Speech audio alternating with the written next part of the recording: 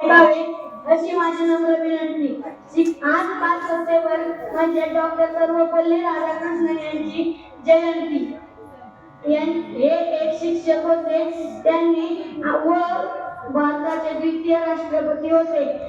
त्यांनी त्यांच्या जीवनात खूप महान कार्य केले. शिक्षक जसे कुंभार मातीच्या गोळ्याला आकार देऊन सुंदर मूर्ती घडवतात, तसेच शिक्षक हाडा माणसाच्या गोळ्याला आकार देऊन एक सुंदर व्यक्तिमत्व समाजात तयार करतात व यामुळे कलेक्टर, इंजिनियर हे तयार होतात. आमच्या वर्गावर कोण आले हे तुम्हाला सांगणार आहे. पहिला तास झाला मराठीचा. मराठीला एक मॅडमने खूप चांगले शिकवले. मी मॅडमला नाव विचारलं पण मॅडमने नावच नाही सांगितलं. दुसरा तास झाला हिंदीचा.